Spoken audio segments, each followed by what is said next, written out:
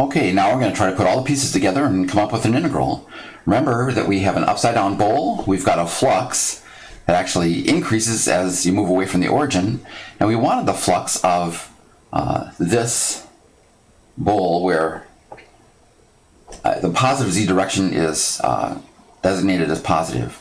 Remember what we did is we zoomed in on the graph until we got a little tiny piece of thing like that. And we know from our previous video that we're supposed to take the vector field at one point, whatever arrow that gives us, and dot it with an area vector that sticks directly out of the little patch. Well, f isn't so hard, right? That's just x, y, z. Now we came up with a formula for an area vector. And what it looked like was minus fx here, minus fy here, 1 here, and then there was a delta x, delta y like that. So I'm just going to put those in for the moment. Minus fx, well, minus fx is minus 2x, so minus fx is 2x. I want minus fy, well, fy is minus 2y, so minus fy is 2y. And then I want 1 like that, and then I want delta x, delta y like that. And that should be a little piece of flux. In other words, how much fluid or gas actually goes through that little patch in 1 unit of time. Now, I don't want just one. I want a lot of them. So what I want to do is add up a lot of them. If I add up a lot of them, now we can either do this in arches or rings. Why don't we do rings this time? And let's just add up a whole ring like this, of how much flux actually passes through that ring, and then we'll stack the rings on top of each other, and what we'll have found is an estimate for the total flux through the whole bowl. Well, we don't want an estimate, we want the actual value, so we're going to do the same calculus thing we always do. We're going to put a little limit here. We want delta x to go to 0. We want delta y to go to 0. By the way, we already have 4 reasons we need that. We need delta x and delta y to be so small that all of the velocity vectors look the same. We need the patch to look very, very straight. We need actually our estimate of fx and fy and our calculation of this vector to be very good. Meanwhile, what I'm saying is, when we take the limit, a whole host of problems just get better.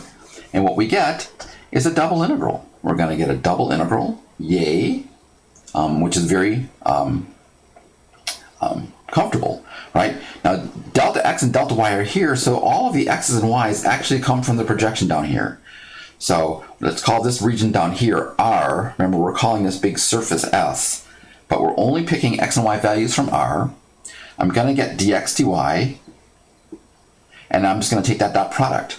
I'm going to get 2x squared plus 2y squared plus z. Now, I have one problem. My variables are supposed to be x and y's, and I've got a stupid z sitting here. But I know that the z's I'm interested in are all equal to 4 minus x squared minus y squared. So what I'm going to get as my double integral, I'm going to get a region. I'm going to get 2x squared plus 2y squared plus 4 minus x squared minus y squared like that. I can write dx dy like this. We know what the region of integration looks like. It looks like this disk down here. But if I were to set this up, I'm not going to set this up at the moment, I would use polar. Polar would work a lot better. Anyways, that's the basic procedure, right? We zoom in on the patch until the velocity vector all look the same on the little patch, and the patch looks very straight. And then we can just take our velocity vector, we dot it with our minus fx minus fy1, delta x delta y, because this together was the area vector, and that would give us a little flux through one little patch. We add up all the flux through one little patch, we get a whole ring out of which we measure the flux.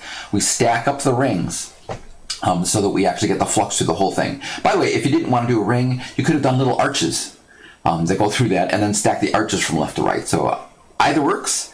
In either case, when you take the limit, you do get a double integral. You usually get an integral that has a z in it, but you can usually get rid of the z by using that equation right there. And that's how you set up a flux integral.